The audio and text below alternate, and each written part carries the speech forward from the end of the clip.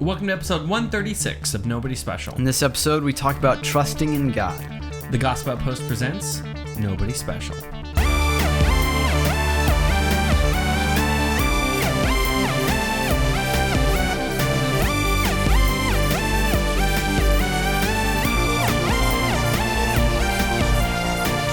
Hey everyone, welcome to Nobody Special, two nobodies talking about the somebody who matters. I'm Danny, the host and 90s camp counselor of Nobody Special. And I'm Caleb, you're the host of Nobody Special. This is the podcast where two generations of people talk about God, pop culture, politics, and everything in between, all while not taking any of it too seriously. Hi Caleb. Hello. Caleb, we have a couple of things to cover first. You know, I know we don't enjoy getting into politics, so we're not going to, kind of. I gotta say, Okay. have you heard of this game called Among Us? Yes. Like, everyone is playing it at this point? Yes. Yeah, okay, so Alexandria Ocasio-Cortez, Wow, that's who a is... mouthful right there. Yeah, I know. I didn't think I could do it. Alexandria Ocasio-Cortez, who is a congressperson from New York. She is under the age of 35. I think she's like, oh gosh, how old is she? Anyway, she's kind of my age a bit, and it's kind of cool to have a person who is closer to age in Congress. Yeah. Even if I don't super agree on many of their things, they're I don't know, they're not terrible, but a couple days ago, she straight up created a Twitch account and played Among Us with a few people to encourage people to vote. That's pretty cool. I know, like, politics aside here, just put politics aside. That's pretty dope. Like, I'm sorry. I enjoy that this is the place that all of us are at as far as politics is. You know, we're just doing it over Twitch now. Twitch streaming Among Us. What a good game for a politician to play too. Where you lie and kill people. Yeah. I didn't kill them. What are you talking about? It was Ted. I was kind of thinking that. I was like, that's a risky choice of game. Yeah. You know, the goal is to actively betray people by being two-faced. I was like, I don't know. I'm not going for Fall Guys. Like, I might. Do you know what I mean? Yeah. Like, something else. But no, it was her and a couple other Congress people played again. Mm-hmm. Platform aside, I kind of appreciate that that's the you know, that they're trying to be positive. People our age go and cast a ballot, right? Because our age is notoriously bad about casting ballots. Yes. And I've even talked to a few people that are like, I just don't know who to vote for, so I'm not going to vote for anyone. I'm like, right, bro, use your voice, go vote. Use your voice. Just go vote. But do research first. Don't be that guy like, I don't know, I made a Christmas tree. So, yeah. Christmas tree on a ballot? Well, like, where you Christmas tree, it's a...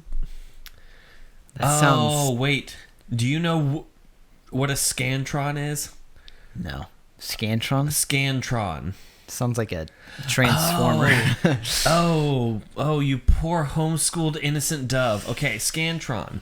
It was a thing that on multiple choice tests, you bubble in the answers. Right. And then they'd put it through the machine called a Scantron, and it would grade everything automatically. Yeah, no. Yeah. I did that. I was in public school until 4th grade. Yeah, I didn't do I didn't know it was called a Scantron. Well,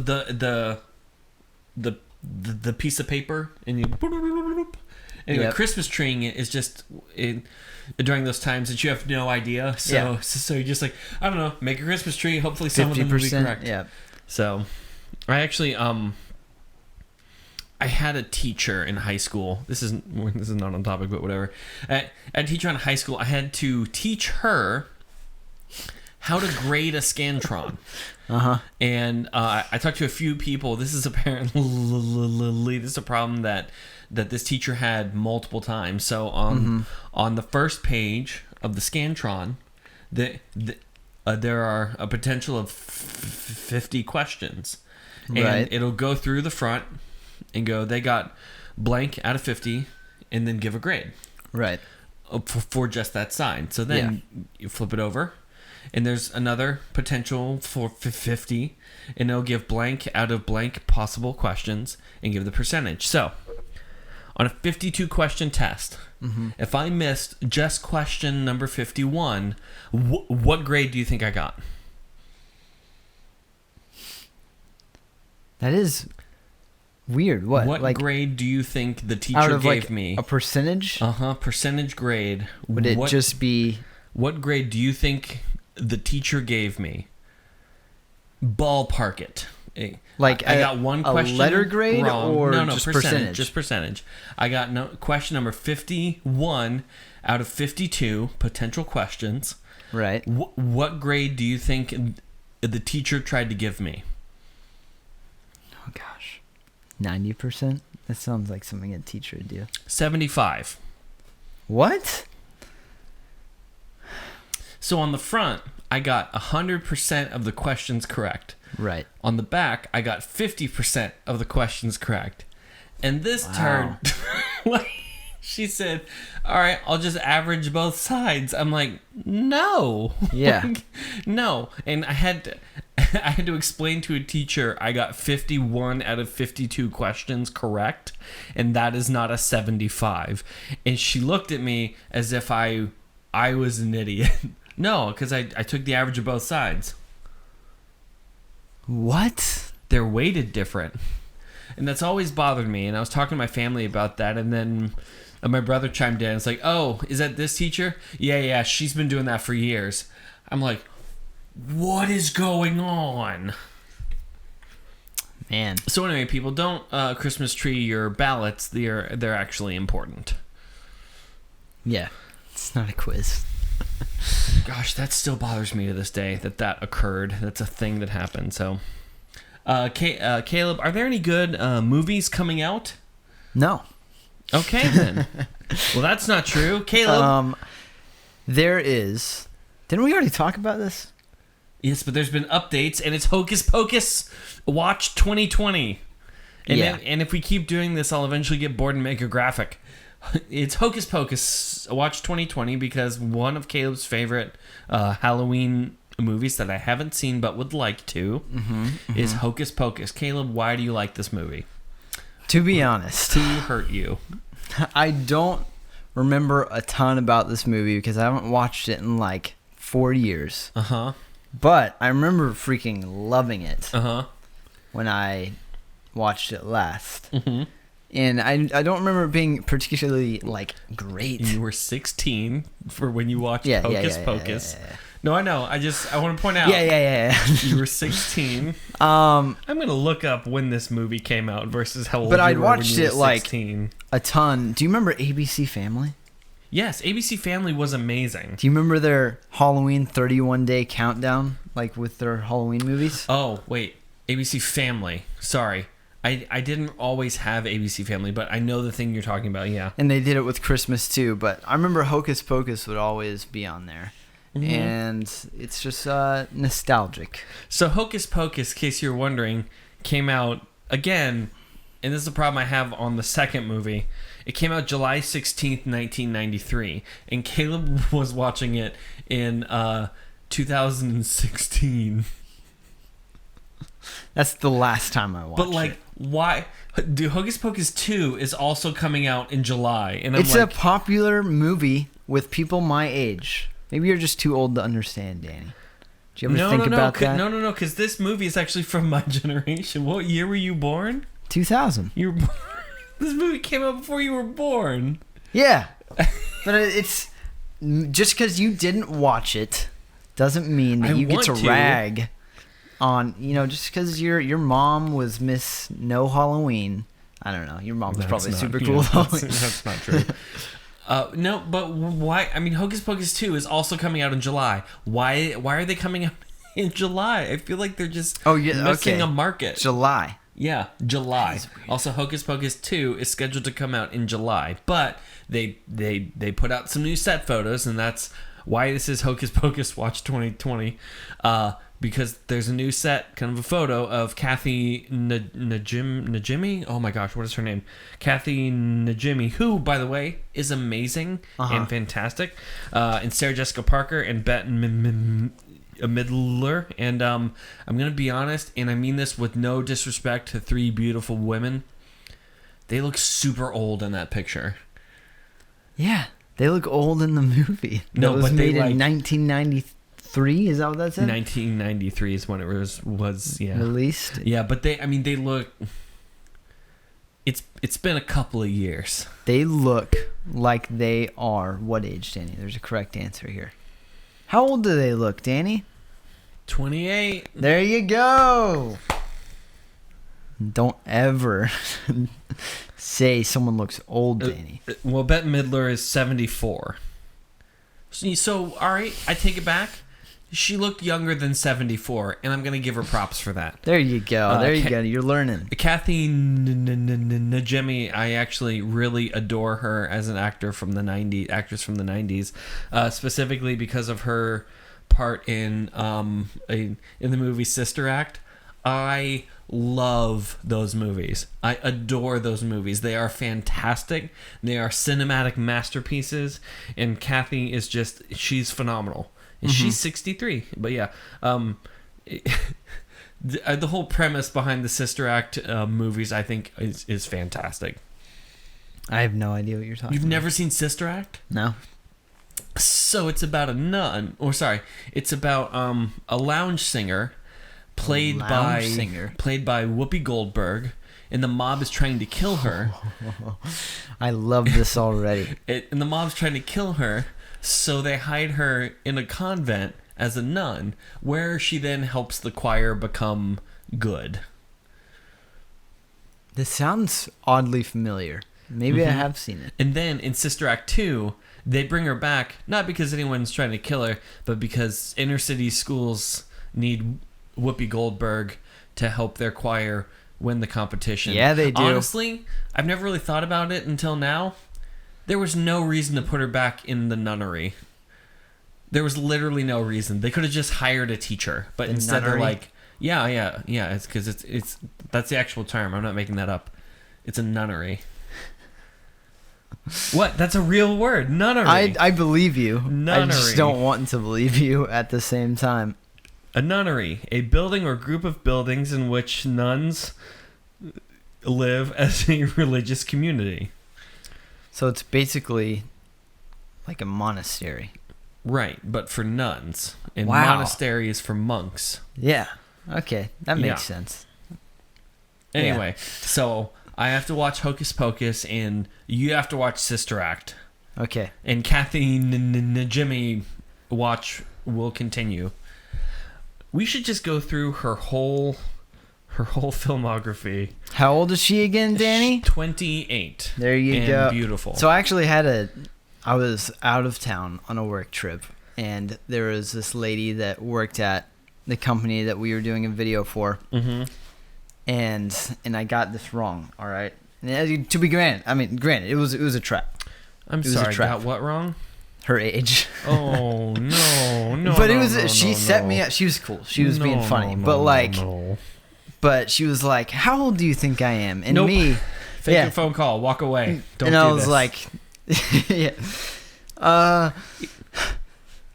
42, and I did. And here's the funny part: I guess younger than her age, but she still got upset at me. So yes, because the answer is always 28. Yes, 28. It's depending on their age. If they're 25. No, 25 is still, you want to be a little bit older, but still in your 20s. 29 is the 30s are too close. That is interesting. 28. I've wondered what the age is where you switch from wanting to be younger instead of wanting to be older. I can promise you, it's 30.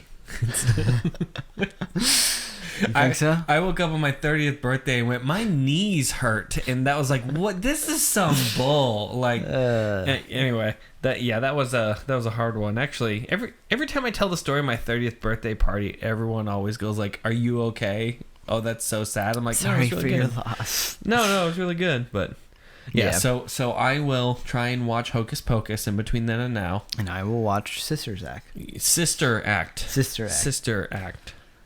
With Whoopi Goldberg. It's so good. Back during her prime, she was amazing.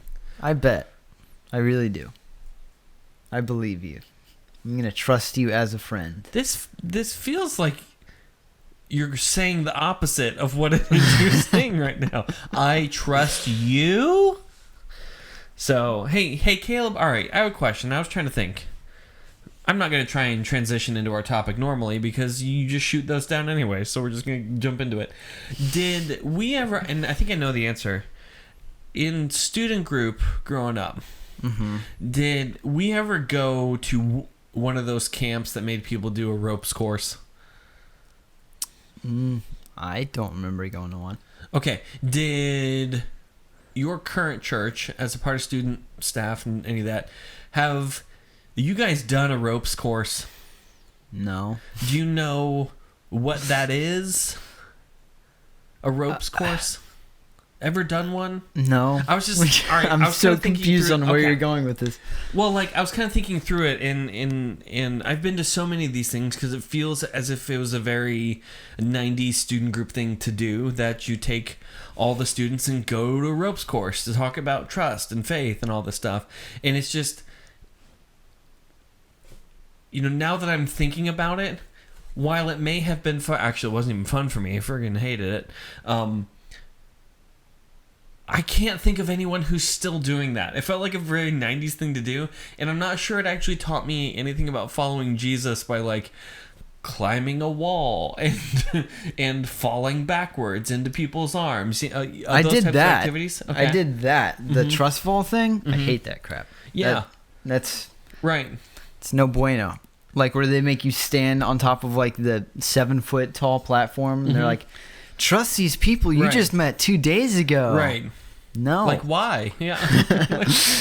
I mean, I'm trusting God. It's a little... Exactly. I was trying to put it together as like, as I was thinking about it, I've done the trust falls, the ropes course part is you're supposed to like climb a thing and then kind of fall backwards off it, but you're in a harness, so it's just a trust. Anyway, I actually, and this is trust the harness.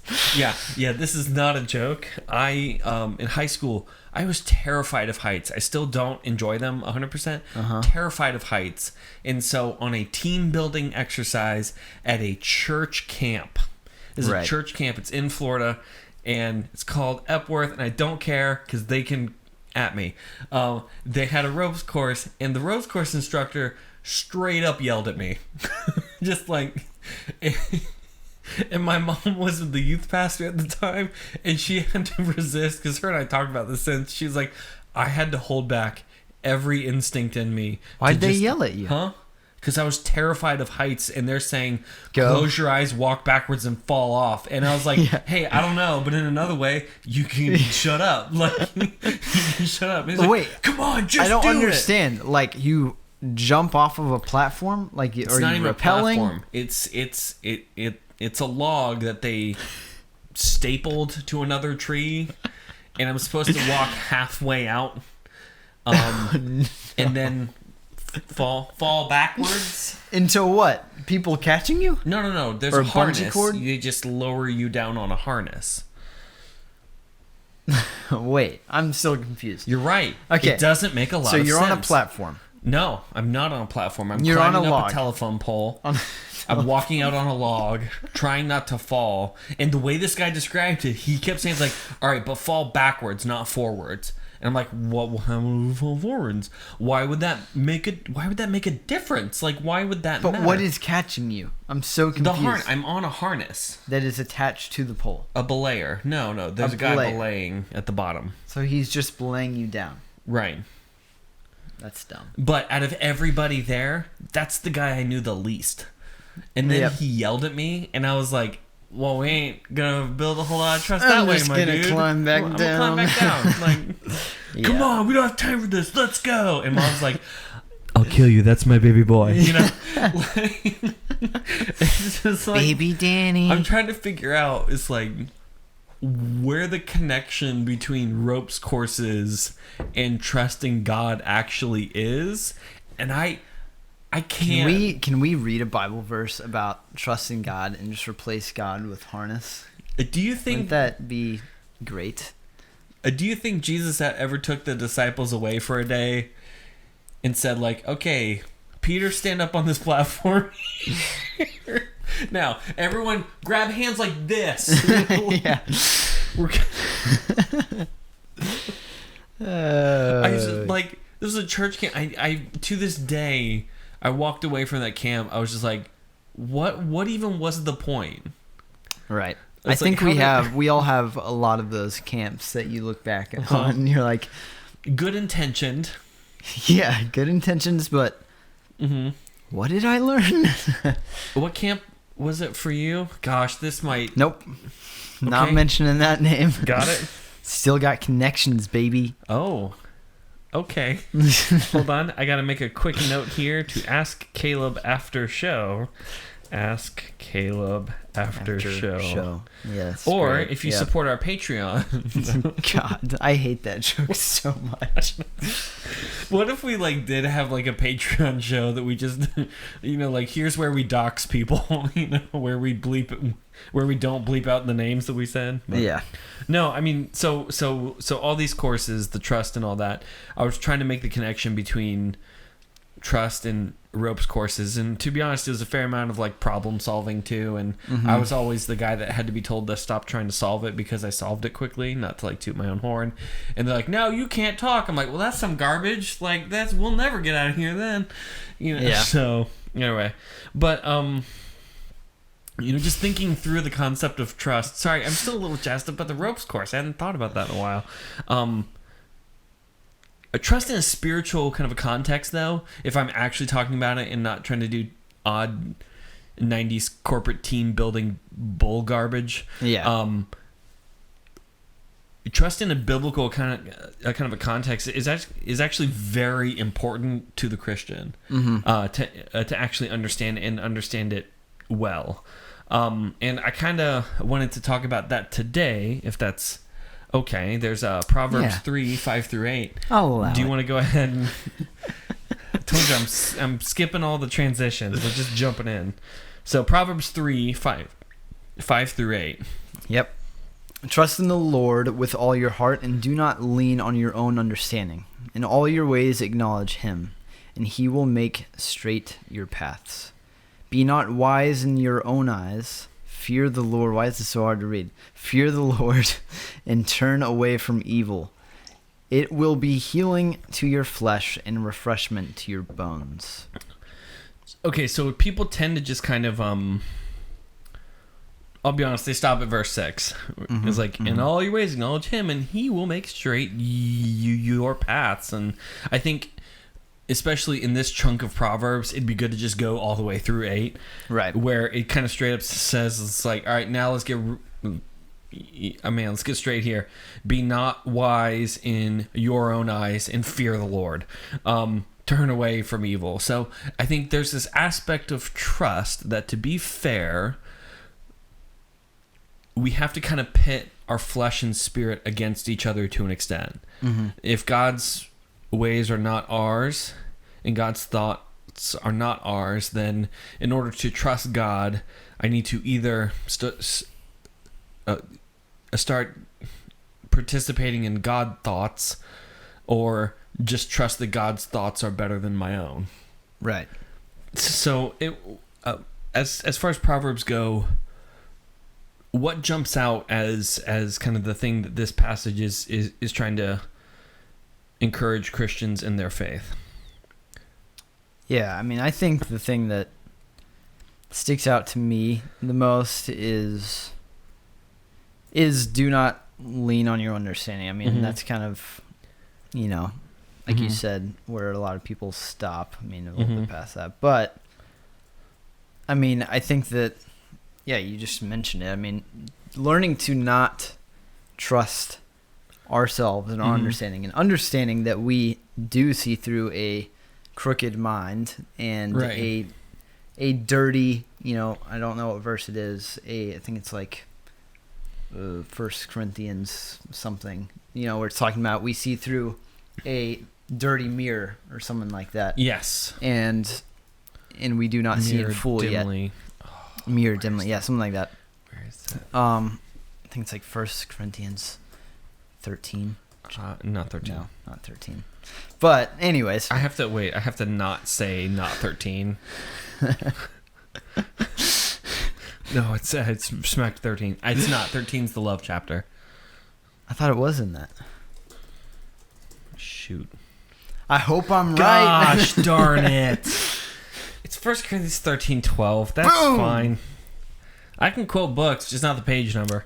But, what that's saying, I mean, and it says that everywhere in the Bible, like, we do not, our flesh is tainted, it is sinful, and it is more comfortable to trust what we want, and what we see, but leaning not on our own understanding, but, this goes back to what we talked about last week, but holding every thought captive and acknowledging God in everything to have straight paths. And I think that's what sticks out to me from this. And that's kind of what it, expounds upon in the next couple verses too. Well, and it's kind of the idea of standards also of, what are our standards as far as things all of us are trying to pursue.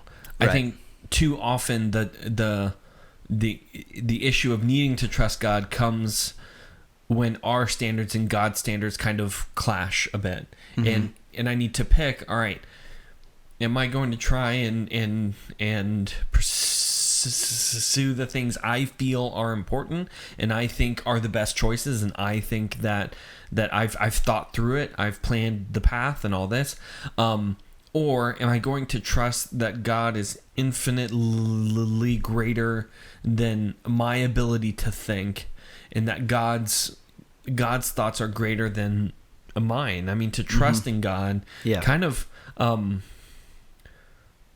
it comes up to an issue of standards. There have been plenty of things that I thought would be good that I then had to give up because God had been calling and saying, like, those things may be good in the sense that they're not a sin, but I have a better thing in store. You have to trust me through that thing. And I mean, I know that is getting very close to like prosperity gospel, garbage. Like, God's gonna open up doors of blessings for you. It's like, no. When who could that be? I know who I was quoting. Yeah. It's not who you think. Really? Yes. Okay. Yeah. Anyway, follow our Patreon where we dox people. And I'll let you know. No.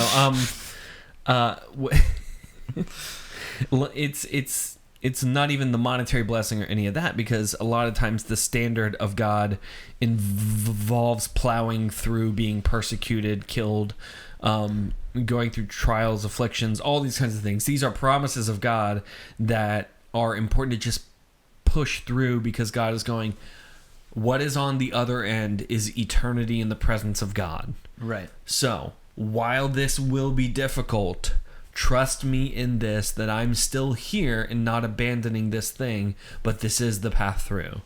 Yeah. And I think that's the problem of trust, and even the problem of prosperity gospel is it paints the picture of not trusting God and just trusting in our ability to gain the finances and things I deem are important, when the treasures of heaven are much greater than anything I could even dream up. Right. So, I don't know. I think part of it's an issue of standards a bit. So, yeah. I mean, I think for sure that's huge. And yeah, I mean, I think that it's hard, right? And I mean, like I mentioned earlier, it's so easy to like just trust ourselves. I mean, it's not even really trusting ourselves. It's just doing, what we think is best. And I think that, like what you were saying, if you bring the standards into it, it's definitely a different perspective than I was thinking on it. So that's definitely good. But well, I mean, there's the whole part about being not wise in your own eyes. To me, that speaks of a type of being humble. And I don't know. I've had a few different conversations on this that I don't think being a humble person goes like, oh, I'm just not good at anything and all that. I actually don't think that's being humble. I think that's being very self-deprecating. And if anyone knows what self-deprecating is, it's this guy. It's this idiot right here. You know, like I do self-deprecating literally what jokes. you just said. Yeah, it's this moron right here. Now, all right, partially here, just to clarify, I do the self-deprecating jokes because I know where my boundaries are, where it starts hurting, and I don't get anywhere near them. That's part of it. And also, I just don't think it's fair to pick on other people if I don't know their boundaries. Right. I mean, I don't know. I've seen a lot of people in jest. They're like, oh, and this is Captain Big Nose. It's like, and they're really self-conscious about their nose or something. And then it just causes fights in friendships because they just didn't know. So I know where my boundaries are, so I'm fine. Like those are always the weirdest things when you expect. Like it happens with guys. I feel like more because I don't know if girls like joke around as much as guys do, but like, where you'll just start. Hey, big head. Yeah, something like that. I was a forceps child. You're like, whoa. Whoa. I did not know where I stumbled. So, anyway, though, being wise in our own eyes, I think to be a humble person understands what I can and can't do to the most accurate amount. Mm-hmm. If I'm underplaying that, then I'm being very self-deprecating, and if I'm overplaying that, I'm being arrogant. So I think to be kind of a humble person understands our boundaries and abilities in order to better trust God. Right. That the things I can do because God blessed and gifted me the ability to do them, and the things I cannot do, I need to trust God to be able to accomplish them. Right. Yeah. So I think that's partially the whole idea of not being wise in our own eyes is the idolatry of the self. Yeah. I think that's huge. I mean, and that like always makes me think of like my job, and I always talk about it. But I mean, in my mind, everything comes back to cinematography. But it's like I feel like God has blessed me to learn, quicker than most people do by giving me opportunities. Right. And yet I'm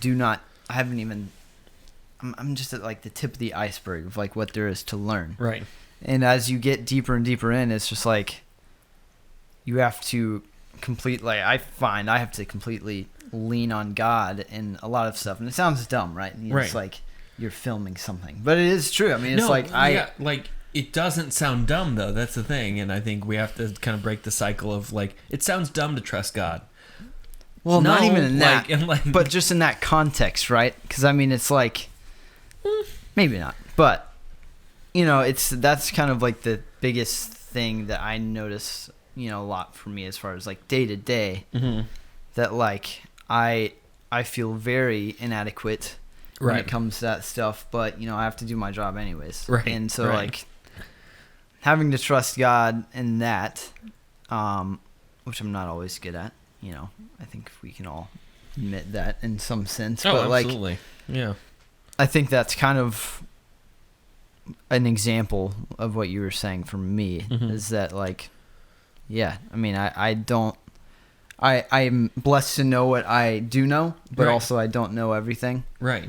And so there should be grace with yourself in that. Sure. And also humble confidence in what you do know. It's like, like a weird middle ground, Right. But, yeah. It's a be as good as you are, understanding that even that's a gift from God. Right. That apart from God, none of us are actually good at anything. Yeah. So if I can come at it through that perspective, then that kind of displays the glory of God through everything I do, because all things are a means to proclaim the glory of God. And even at the end of Proverbs, it says, it will be a healing to your flesh and refreshment to your bones. Mm-hmm. I mean, the pressure of needing to be as humble and trusting. Well, sorry, no, the pressure of needing to perform at the amount that the arrogance kind of tells people I can do. That's hard, and I know because I've gone through periods that I felt I had to prove everything I am, and doing that, it takes an emotional and a physical toll on a person of thinking I have to prove myself at every turn, right? Because the thing I found out is like nobody cares if I'm trying to prove myself. Nobody's actually thinking it's like I'm waiting for him to prove himself. Like no one actually says that. That's a movie trope. Yeah. It's or if they do say that, it's probably not a very healthy environment either. I don't know. It's like you need to prove yourself to stay here. Like what? This is not some 80s gang movie or something, Gosh. Yes, you want to be a part of the Squeegee Boys? I don't know what that is. The Squeegee Boys. It was literally Explain this. No, let's go into this. Let's dive in. The Squeegee Boys is a squad of men that make... What is a squeegee? What's a squeegee? It's the thing that you clean car windows off of. Okay. They wash cars, but for money. Dirty money. I don't know. I don't know. I'm like right on the edge of something horribly brilliant, and just it's not going to come. So, yes, but you got to prove yourself to stay with the Squeegee Boys. They have like flip out squeegees, like the flip out combs that jocks have. So we have to make this movie. Yes. Right? Hold on. Let me write this down. Movie idea. Squeegeeing cars in the back alley. Boys. New York City. Queens. Squeegee Boys with a Z. Because it's hip. No, all right. So, sorry, back to trusting God, though. Anyways. We don't... I think a lot of times, or during the times I felt I needed to prove my ability, it was based in a fair amount of insecurity, and feeling as if I had to earn the affection of God. To be honest, that I had to prove to God that I'm worthy of Him, and the more I tried, the more unimportant I became. Right. Because instead of trusting on God to do the things I was called to do, I was trying to prove to God that I could do it apart from Him, and that's just an insane thing to try and do every time I think about it. Right. You know, like, and Danny, I've called you to do this. All right, I got it, and I don't need your help. What do you think is going on? Like, what do you... What exactly do you think is happening here? Do you think I need you? I don't. Yeah. And I think understanding that God doesn't need us can help us to be humble and be honored to even be a part of the journey as a whole. Right. So, I don't know. I think that's a big part of trust, is understanding the person of God, that we can trust God because He's greater than us, and everything I can do is because God gave me the ability to do it, and everything I can't do is an opportunity to display the glory of God to get it done. Yeah. So, is there when's a time you needed to trust God? Either kind of a bigger story or a smaller story. Which one? Yeah, right. Or is there kind of a story that sticks out the most? Yeah, I mean, I think, one that always sticks out to me is moving churches and how I just didn't handle it well, as far as trusting God, but it is still a good example. Right. So we moved as a family, like, kind of far away from, it was a further drive from the church we were going to. 45 minutes. And there's, some other stuff. And so we started looking for new churches, but, like, all of my friends were still back at my old church. Yeah. And that's just kind of like, that was my life, like, I didn't have anything outside of that. Right. Besides just my family. So moving churches was hard, and we we looked at a couple different ones and finally went to one that my older sister and her husband were going to at the time, and I hated it. And not just because it was something that was kind of ripping me apart from my friends and like everything I was rooted in. Danny's typing which church. The one I go to now, which is I still go to. Oh, I thought. Sorry, I thought the story was going in another direction. No, that's crazy. Okay, yeah, sorry. I mean, I go to the Church of 1122. Look it up. I don't care. And that's what they were waiting on. Our endorsement. Yeah, sure. Yep. What are they number? They don't need our help. Number 18 on the top 100 list. Yeah. And so we went to this church, and I was just like not feeling it. We went to I went to the students, Wednesday night program with my sister, and like I just didn't have a good attitude in it, right? And I was not.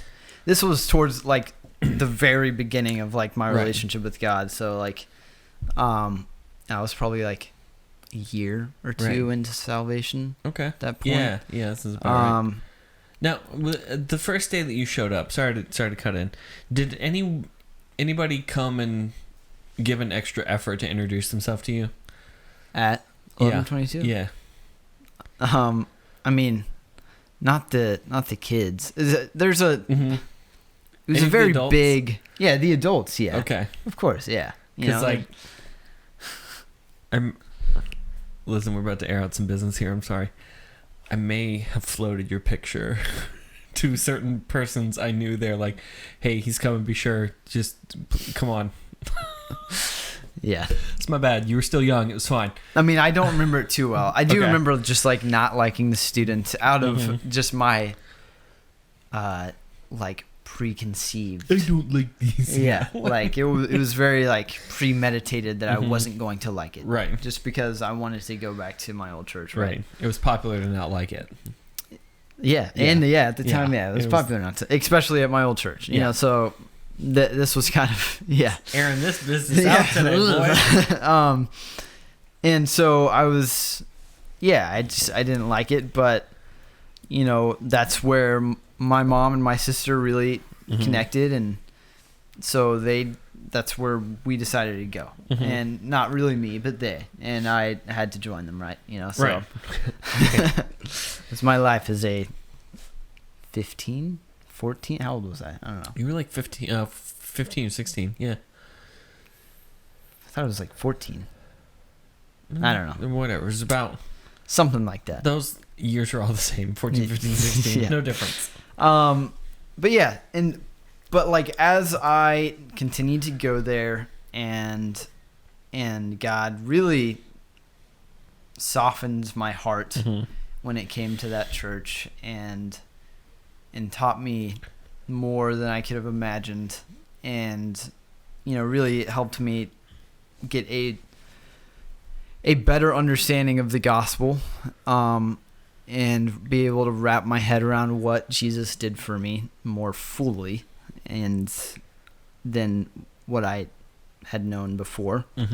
And it really kind of like, that's when I just was like, I was starting to see the fruits of that, and was just like, okay, I'm just gonna actually try and trust God in this, and started to grow really good relationships. And at the time, this was just one church location. It's like tons now. But and so that was kind of like a big, probably my first big moment in trusting God was that. And then the second one came in. This is like a 2-part story. Oh. Because then I basically had to do it all over again. You now do it again. Like, no! Because I remember it was like this big Christmas event, right?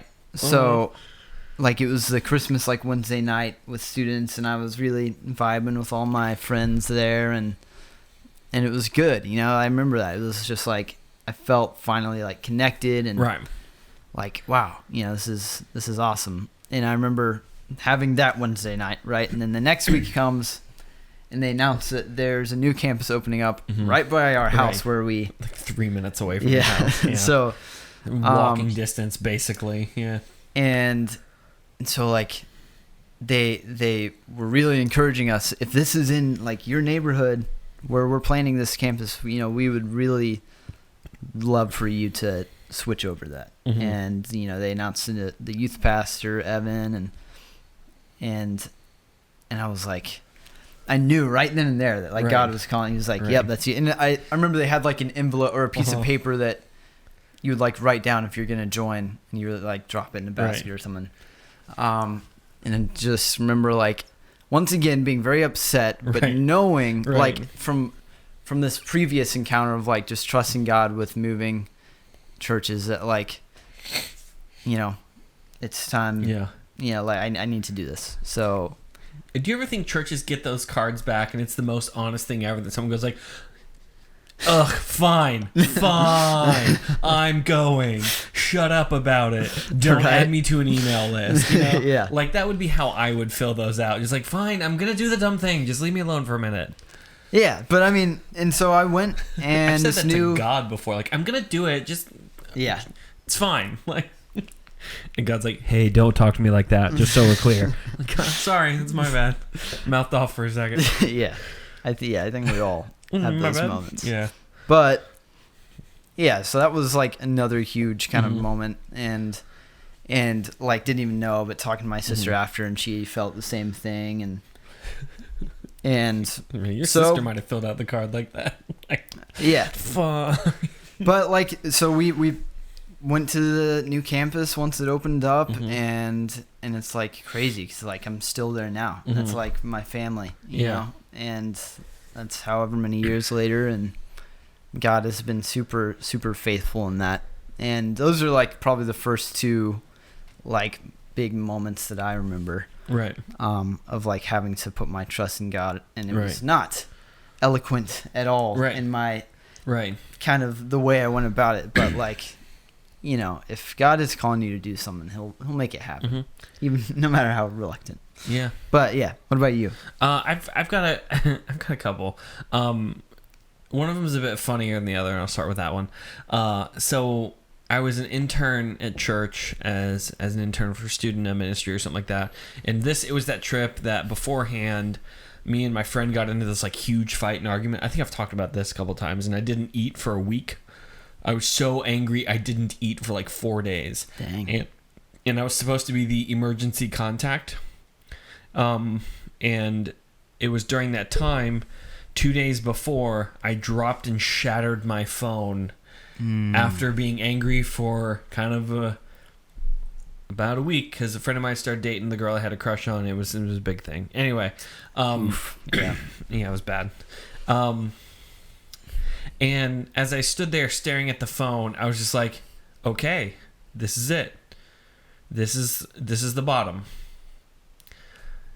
Young Danny was naive. Because that and I'm putting this together now. This is when the narrator in the choice goes. I actually did think, like, all right. Like, that was a moment of clarity I had. It's like, okay, everything is broken.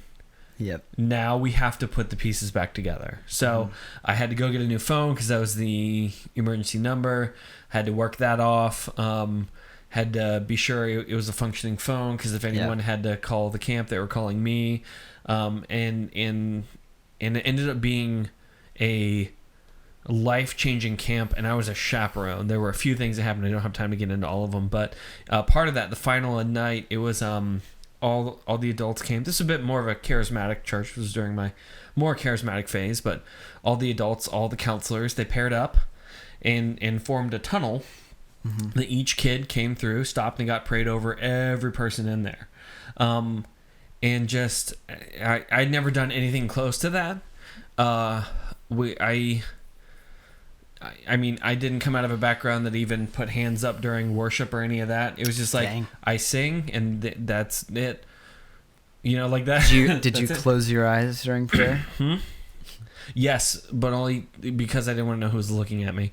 So anyway, as these kids are coming through, this had been a change in camp just for me, and I was like 20 to 21 or something like that.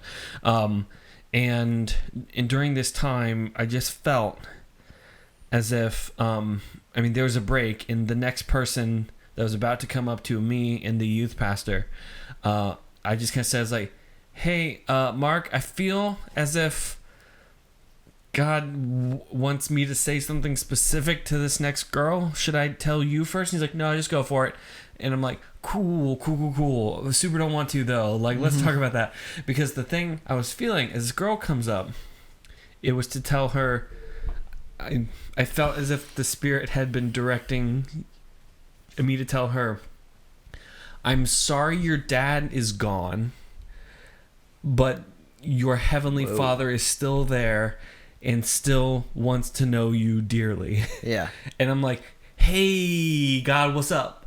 That's super specific. Yeah. Like, that's so specific. I can't even begin.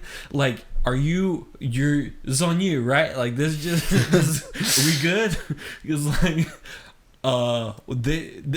there isn't there isn't space to go, well, you could interpret it like this, like, right? There is no space, and I knew that's huge. Even from hearing from the Spirit and just kind of discerning that, I knew her dad didn't die, didn't go missing in a car accident or anything. Dad bounced, and that was so clear. So I was like, all right, if I don't do this, thinking this is the Spirit speaking to her through me, then I am in sin. So, like, I to be obedient, I just have to trust God in this. So I was like, just God, well, hold on, like, give me a second.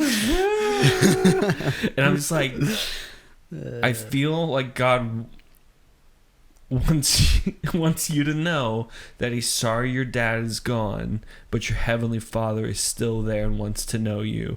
And this girl who's been through 8 pairs of adults and is fine. She is 100%. She is fine. And just immediately full breakdown, crumbling like...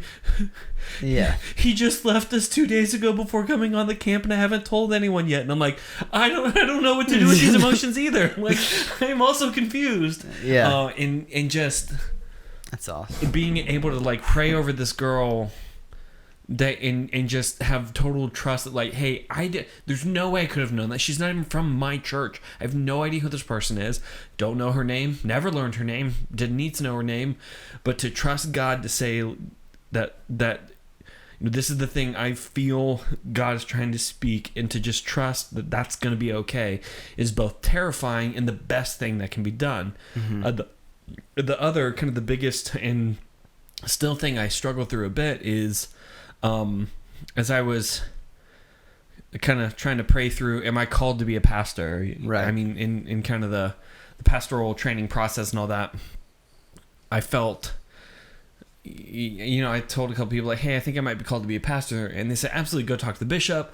And it's going to go great. I know that you're a man of God. You study the Bible, all that. You're smart. You're going to be a great pastor. Absolutely. And everyone said, it's going to go great. It's going to go awesome. And I was like, all right, we got this. And and as I'm going to the bishop's office after a month of trying to schedule the meeting and all that, in my head is the theme song to the Chicago Bulls, just like boom, boom, boom, boom, boom, boom, boom, and you're just like high-fiving people on the way in. They're like, Chicago Bulls. It's gonna go awesome. That music is legit. I don't even know what you're talking about. They're a basketball team. It's a sports ball thing. Ah. Okay. Wait, do you really not know that? Nah, I don't know. Chicago Bulls. Dead serious. Michael Jordan. Dead serious. Play it for me after. Before you watch Sister Act, Chicago Bulls. All right. No, so as I'm going in, everyone's saying, like, it's going to go awesome. And I get through the meeting, I'm talking to the bishop, and he's just standing there, and he's staring at me. And it was one of those things that I can just tell he's breaking me down in his head. And I was like, please stop staring at me like that. It's freaking me out. Yeah. And he stares at me and goes, no. It's like, no. You're not ready, and you haven't spent time actually praying if you're called to this. Dang. And I was like, what the heck? Like, okay, first of all, yes, I have. And so to be challenged in that manner, I had to go out, and that just like, people asked me hey, how'd the meeting go? And I was like, fine. And I got in the car and I went home. I was like, and so, mom and dad asked, hey, how'd the meeting go? And again, I was like, fine. Yeah. I don't know. I'm still thinking. So I was going on a jog, and it just, prayer jog of just like, I needed to go out, think, pray, and all that. And I was praying, and I was like, all right, God, what the heck? I'm sorry. You called me to this, so what's up, homie? And I asked the question in prayer that to this day was a life-changing question. It was asking God very open and honest, all right, God, can I even do this? Mm-hmm. And God very clear said, like, no. And I'm like, we have wasted 6 months, like what? Yeah. What? I'm sorry. Because when I felt the call, I got counsel, I prayed about it, I felt this is the path I need to go down. I thought all these things. It's like, you called me to this, so why are you not telling me that I can't do it? And I still kind of felt the Spirit stirring in to say, no, you can't, but I can. Mm-hmm. And that's been the driving kind of theme of all this, is like, I'm not the most eloquent speaker, I'm not the best communicator, mm-hmm. I'm nowhere close to the best pastor. I don't have those skills. I've had to study and train harder than other people in order to be on par with them. It's especially in preaching class. I mean, coming at it through a speech impediment is, I had to be better prepared than everybody else in there because I was playing at a deficit. Mm-hmm. And to do that, I needed to understand that all that prep is good, but if I don't go into this trusting that God can actually do this thing mm-hmm. that I can't, then the whole thing is gone. Right. That trusting God goes before every other thing, that if God has called me to it, then it is God that does the training, equipping, and the execution, and it's me trusting Him instead of being wise in my own eyes. Yeah.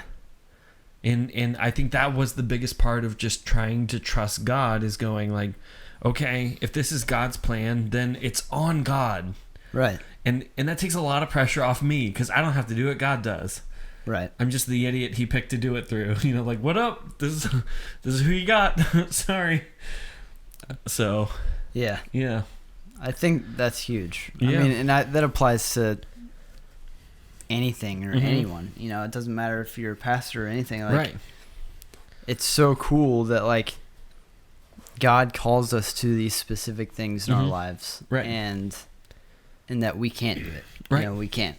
Right. And it's literally, it is God who works through us. Mm-hmm. And I mean, and it just, like you said, it's freeing and also like humbling.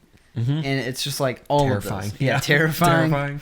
Because like, there's a lot of trust involved. Tell this girl her father left her. Yeah. I'd rather not.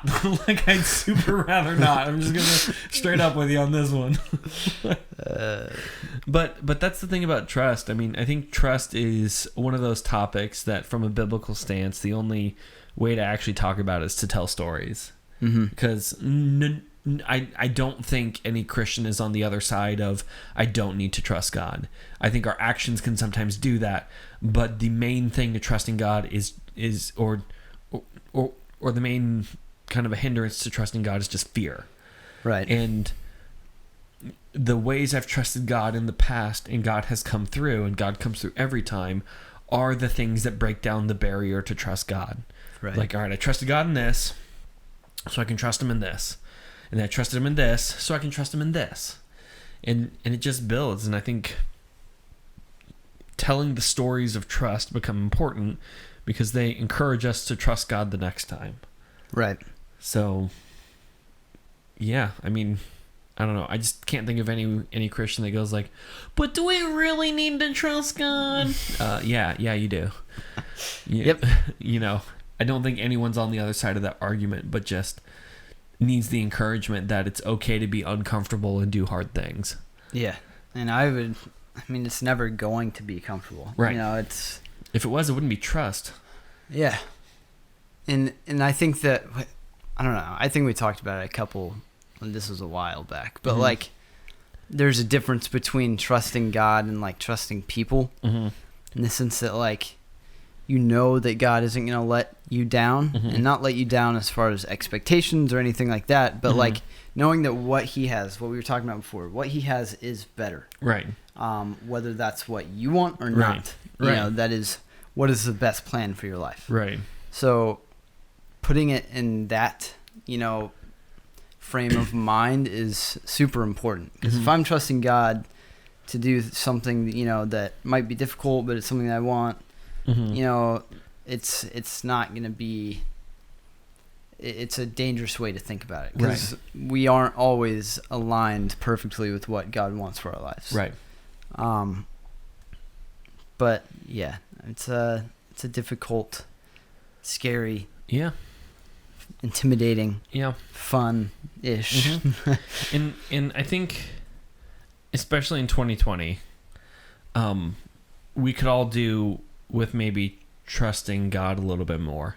The boat's been shaken this year, I think is a fair assessment. And everyone, gosh, the amount of commercials I've seen that are just fear-mongering and the end of the world is coming based type of things, and they seem to pick up every 4 years. But at the end of the day, at the end of all things, the plan of God is complete, and Jesus, everything he's done, it is finished, and there isn't anything God needs to do to keep us in our salvation. So there isn't anything else that God needs to do. Yeah. And coming at it on that perspective, then I can trust God because the ending's already done. And if no matter anything that happens, we will be fine in the Lord. It may not come out the way all of us are expecting. It may challenge us, and it may be a path through affliction and trial, or it may be a path through easy times. But in all things, we give God glory and trust him no matter what. So I know 2020 and an election cycle is a stressful time, but God has got this, even if we don't see it. Yeah. And I think that's the biggest part of trust, is going, I know it's there, I just don't know what it is. Right. So, well, we want to hear from you. What is a time that you have needed to trust God, and what did God do through that time? So these are always fun stories to tell. Be positive they're being told. Either give us an email at thegospel@post.com/nobodyspecial. There's a form at the bottom of the page to either tell us those stories or to just ask questions or say hi. Caleb and I enjoy it if there's just a question coming in. Caleb, are we on social media? Yes, we are. You can follow us at Nobody Special Podcast on Instagram and Facebook. And you can also contact us there, whether it's commenting on something or direct messaging us. We will see it, and we always appreciate it. Like Danny said, whether it's asking a question, saying hello, we just love to hear from you guys. And I think that's it. Oh, YouTube. If you want to watch us there, we would appreciate a subscribe and a like. Also, you can comment there, and we'll see it. Yeah. Yep. Well, Caleb, I have thoroughly enjoyed our conversation today. Me too. Thanks, buddy. Well, that is going to do it for us today. I'm Danny. And I'm Caleb. And we are Nobody Special.